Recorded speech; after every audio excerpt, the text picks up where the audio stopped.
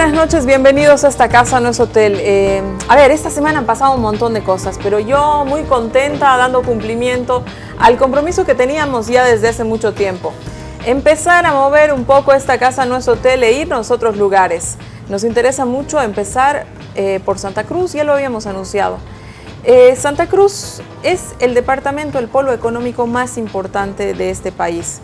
En algún momento, hace 10 años atrás, Santa Cruz fue la voz opositora, el bastión opositor, el bastión más importante frente a Evo Morales.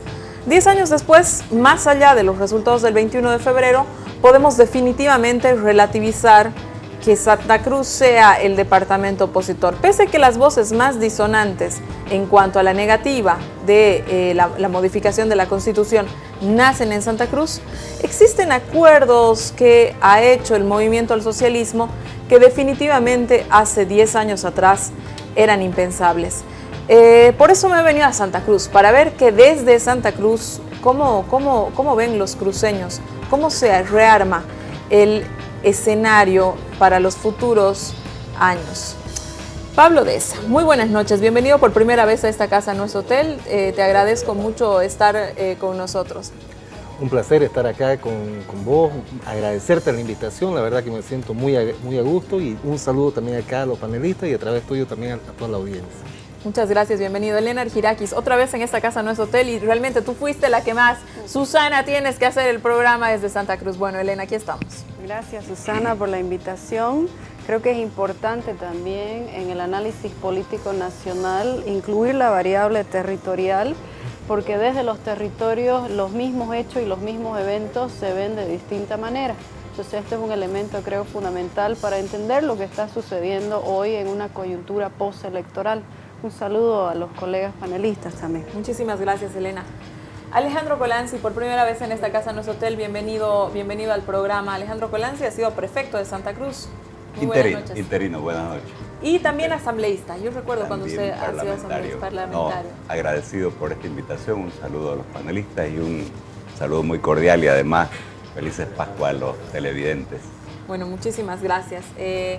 Pepe Pomacuzzi, Pepe, bienvenido a esta casa, no es hotel, realmente es un gusto volverte a tener con nosotros ahora desde Santa Cruz. Ya no te he tenido que movilizar, muchas gracias por estar con nosotros.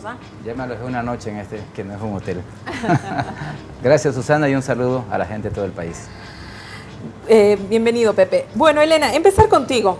Elena, yo recuerdo hace unos años atrás cuando el movimiento al socialismo, cuando Evo Morales vino a Santa Cruz, hizo el desembarco en Santa Cruz, firma una alianza realmente que hace un par de años atrás no se hubiera sospechado que siquiera se dé, que es el pacto con el empresariado privado. Tú en ese momento saliste, hiciste varios artículos, quiero recordar alguno donde decías que hablabas de un empate catastrófico y que incluso esas alianzas, ese tipo de alianzas no siempre servían. ¿Qué opinas ahora, en este momento, en esta coyuntura, de esas alianzas? ¿Al MAS como proyecto político les siguen siendo útiles? Bueno, si hacemos una evaluación de este proceso de acercamiento del MAS a esta clase dominante cruceña, esto se inicia en el año 2008 específicamente, con una serie de acuerdos, acercamientos que poco a poco van generando estas, no sé si llamarle alianzas, pactos, en torno a renovar el aparato económico productivo. Pero esto es posible solamente luego de una derrota política y militar, luego de la toma de instituciones y luego de la masacre en Pando. Es decir, una vez que se genera un autogolpe en realidad, o sea, fue un golpe que después, un golpe de Estado que después generó consecuencias al interior, es una derrota del bloque cívico regional, que genera unas consecuencias tremendas porque va a generar el desplazamiento del bloque más radicalizado de las derechas cruceñas, y esto va a redundar luego en el 2009 del autoexilio.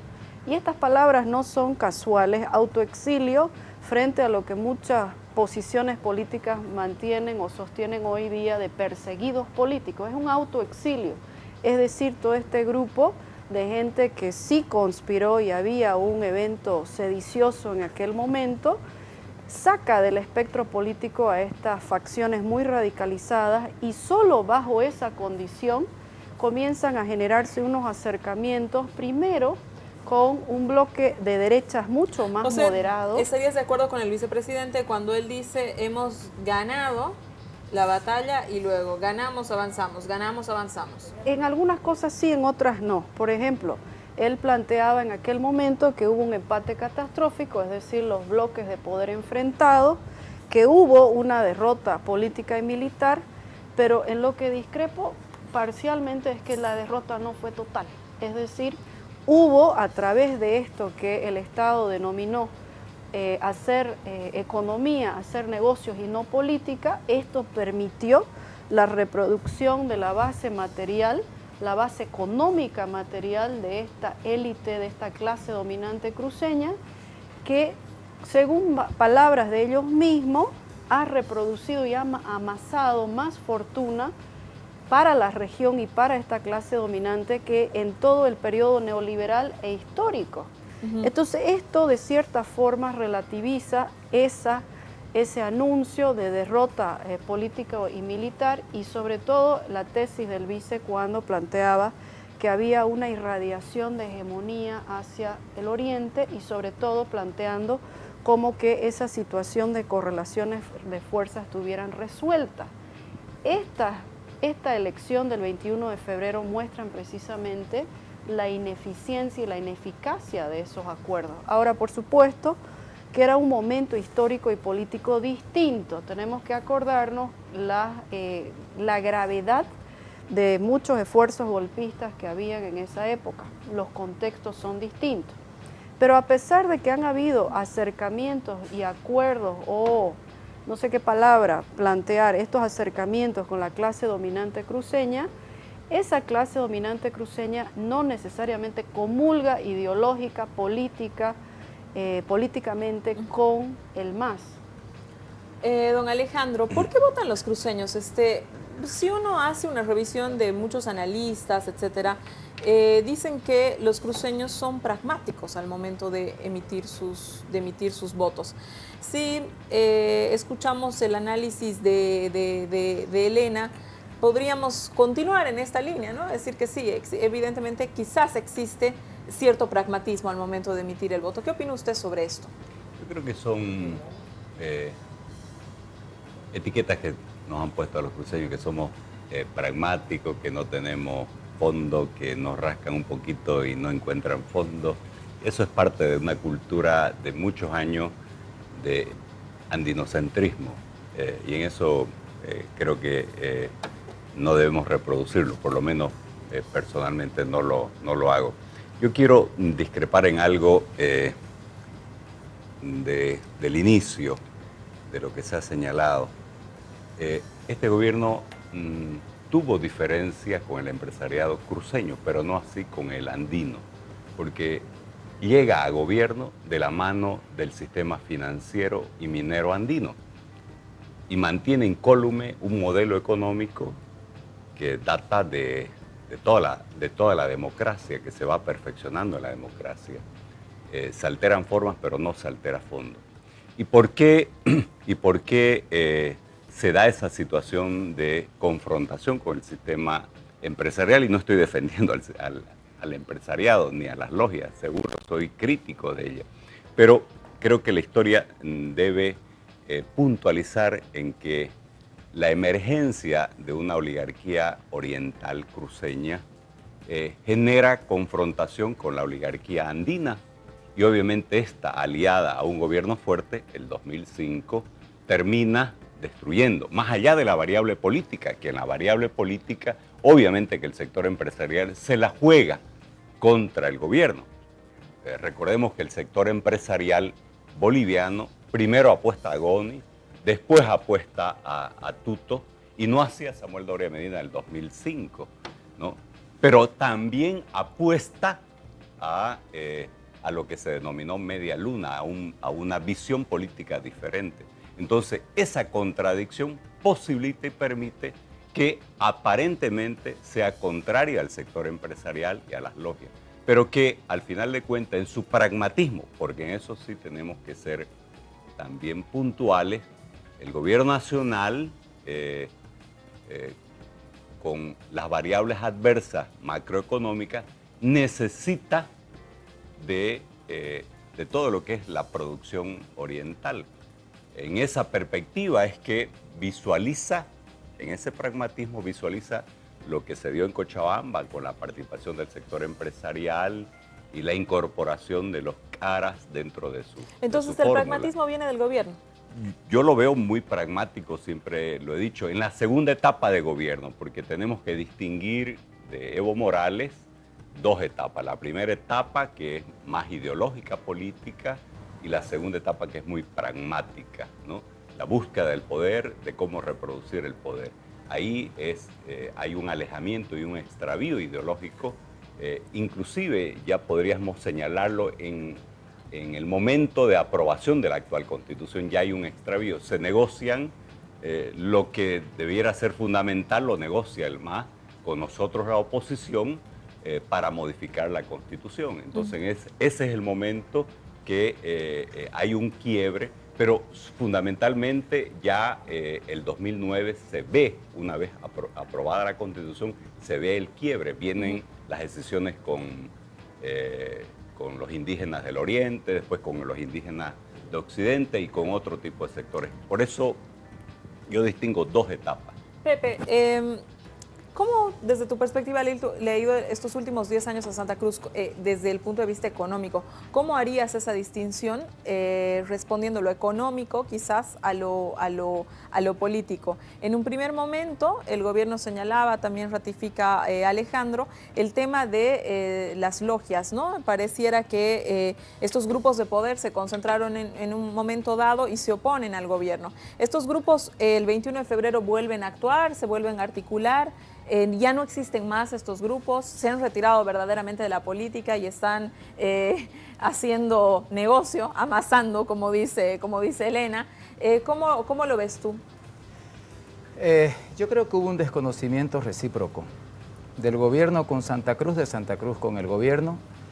Se intentaron competir la legitimidad de la inclusión social con la legitimidad de la inclusión de las áreas geográficamente alejadas que no fueron tomadas en cuenta por el Estado. Finalmente se produce una victoria, que es cuando la bandera de la autonomía la arrebata el ganador y tiene las dos banderas, la de la inclusión social y étnica y la de la inclusión de las áreas alejadas. Y de ahí yo creo que vamos a ver un pragmatismo múltiple, ¿no? Cuando yo escucho Santa Cruz pragmático, para mí pragmático es el Alto. Para mí pragmática es la paz. Ahí ganaba Banzer, ahí ganaba el MNR, ahí se votaba por Jaime Paz Zamora, ahí fue el alcalde Pepe Lucho Paredes. Eso es pragmatismo y no me parece mal, no me parece mal. En el caso cruceño, yo creo que la élite económica, cuando intenta buscar el poder, es porque teme que le dificulten su trabajo económico. Pero cuando se van conociendo mejor, son grandes socios. El gobierno tiene un respaldo importante, electoral, de todo tipo, y la élite, no la cruceña, la élite nacional. La banca que gana un montón de dinero no es una banca cruceña, es una banca nacional que está ganando muchísimo dinero. Entonces yo creo que se pasa de ese momento de desconfianza recíproca y del desconocimiento recíproco a conocerse mejor. Se conocen mejor y ven que pueden convivir aliados. Decía, sin embargo, Paula Peña, que probablemente Santa Cruz no estaba contenta y que iba a ser una resistencia silenciosa y que se iba a manifestar en el momento oportuno, no de manera activa durante todo el tiempo. Y uno podría pensar que la votación del 60% en el referéndum no es de la élite, porque la élite es muy poquita y no jugó casi nada, sino que hay un sentimiento de que la gente quería de repente otra cosa.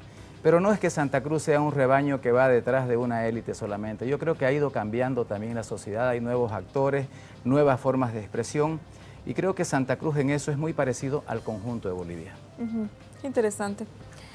Pablo, nosotros recordamos que Santa Cruz agarra como bandera, como lo han señalado nuestros invitados, el tema de la autonomía, ¿no? La autonomía, además como bandera política, pero intentando impulsar un modelo de gestión que descentralice evidentemente y que pueda a Santa Cruz permitir, no sé, desarrollar mejor todas sus capacidades y no estar tan a dependencia del gobierno central.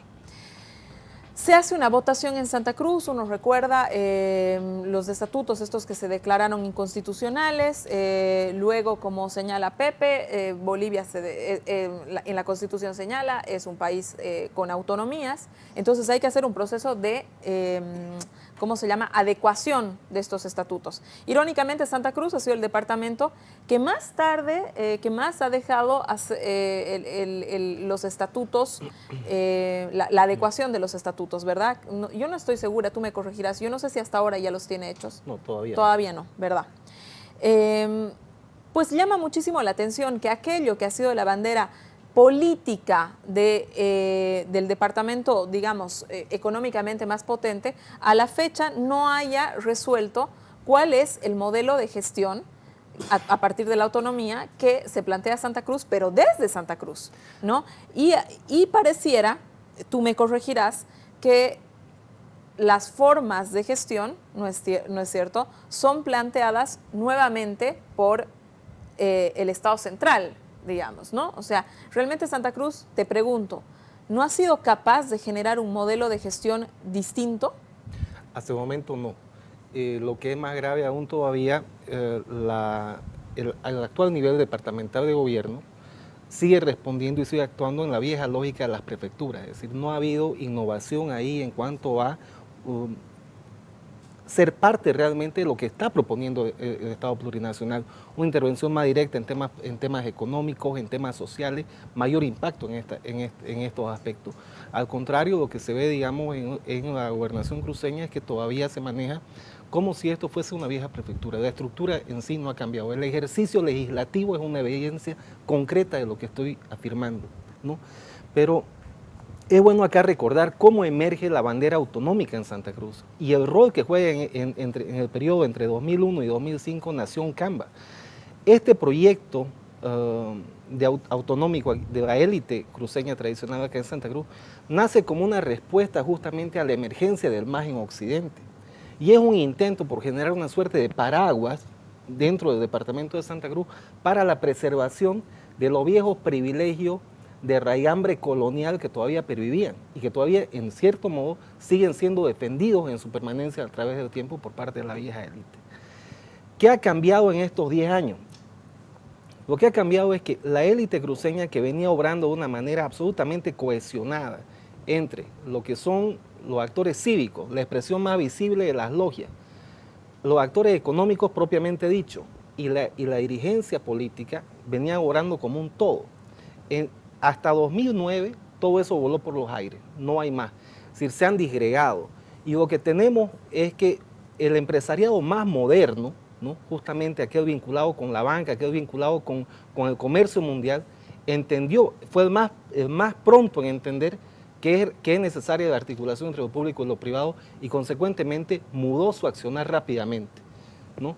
Y empezaron a generarse a partir de entonces justamente estos acercamientos con el empresariado. No es un acercamiento homogéneo, sino que se va dando en la medida en que justamente la mentalidad de ciertos grupos empresariales les permite procesar esto. Aquellos grupos empresariales más vinculados a la tierra, por ejemplo, más vinculados a la estructura hacendal, esos todavía resisten fuertemente la idea de vincularse con el gobierno. Paralelamente, en la medida en que esto ha sido así, muchos de estos grupos empresariales han dejado de ver en la dirigencia cruceña política tradicional un referente para la defensa de sus intereses.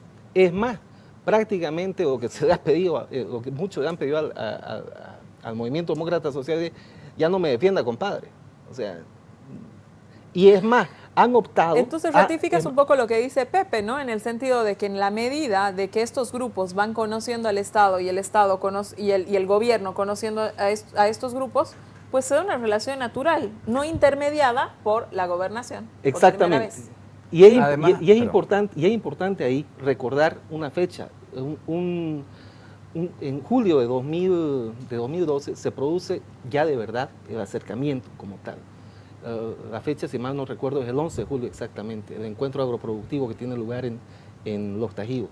Ahí, sin intermediación de la gobernación, sin intermediación de Rubén Costas ni de nadie de la dirigencia política tradicional, es el empresariado en persona quien pacta nuevos espacios con el gobierno, lo cual marca la obsolescencia ideológica actual de la dirigencia política cruceña. Es decir, aquello que había hace 10 años, que era un profundo regionalismo, que era en realidad el discurso de la antinación, eso acá, en los últimos 10 años ha cambiado. Pepe. Yo decía que también se la entiende mal dentro de este desconocimiento a la élite cruceña. No es una élite cruceña homogénea ni única. Mínimamente pueden tener dos componentes, la que está ligada al aparato productivo y la que está ligada a las instituciones sociales. Entre ambas se combaten y se descalifican. ¿Qué dice la élite que está ligada a las instituciones? Que los empresarios solamente saben criar vacas, pero que no piensan nunca en la región, ni en los valores de la región, ni en nada. ¿Qué dicen los empresarios ligados a la actividad productiva de los que están ligados a las instituciones? Ellos solo sirven para sacarle plata a la gente, pero no producen ni un grano de arroz. Entonces, no es que era una élite, eran dos élites que siempre se combatieron entre sí y que cuando ven el riesgo del MAS se unen de manera circunstancial, pero luego vuelven a ser cada uno lo que cada uno era y tranza con el gobierno cada una desde su naturaleza, la del sector productivo para favorecer sus condiciones productivas y la que está ligada a las cooperativas de servicios para que esas cooperativas puedan seguir funcionando. Eso es lo que ocurre, pero no es que había una sola élite y que era homogénea, que era idéntica y que sus luchas eran las mismas, eran diferentes y han aflorado sus diferencias. Otra cosa que se veía de manera no clara desde el occidente del país es que el gobernador convivía con ambas, cuando en realidad se combaten entre ellos. Entonces, todo esto, yo digo, ha sido parte de que el gobierno también fue conociendo que los actores eran diferentes, que no necesitaba negociar en bloque, que más bien le convenía negociar con uno primero, con el otro después, y lo hizo muy inteligentemente. Eso permitió que personajes como Carlos Romero puedan ganar un espacio porque logró hacer algunas cosas muy importantes acá. Sí, interesante. Pero habrá que analizar también cómo es el aparato de poder en Santa Cruz. Porque históricamente esto que estamos llamando élites, en realidad una es la élite política y la otra es la clase dominante, que ha tenido su aparato de reproducción de poder a través de las estructuras corporativas. Por ejemplo, la Federación de Empresarios Privados, la CAINCO, la CADEX, toda la estructura económica conformada por estos gremios, pero en la cúpula de ese aparato económico productivo estaba la capacidad de reproducción política e ideológica, que acá arriba, en esa culminación de élite política, estaba el comité cívico. Entonces, la derrota política y militar del año 2008 lo que hace es separar clase dominante de élite dirigencial, lo separa. Y en esa lógica de separación, dentro del aparato económico productivo hay sectores mucho más feudales, radicales y otros sectores más modernos y más inclinados a la propuesta económica productiva que planteaba el Estado plurinacional. Ahora, ¿cuál es el tema de fondo? Y ahí es donde viene esta palabra del pragmatismo. No necesariamente por estar en acercamientos económicos y por fortalecer un aparato económico productivo, significa que son grandes socios. Esa relación está limitada por el alcance hasta dónde van a caminar en términos de intereses comunes en los intereses económicos. Pero en términos políticos, y eso es lo que se ha visto en los resultados del 21 de febrero, no comulgan en lo político y en lo ideológico. ¿Y cuál es el trasfondo? La cuestión del contenido antiimperialista, decolonial, antirracista que tiene el gobierno en su discurso de izquierda. Entonces ahí es donde se rompe esta posibilidad de ser grandes socios. Me tengo que ir a un corte, pero voy a hacer una pregunta a todos nuestros invitados. Quédese con... ¿Por qué el MAS perdió en Santa Cruz? Eso es una cosa que, más allá de todas las evaluaciones que pueden haber al interior del movimiento al socialismo, me interesa que ustedes le digan a Bolivia, ¿por qué el MAS perdió en Santa Cruz? Quédese con nosotros.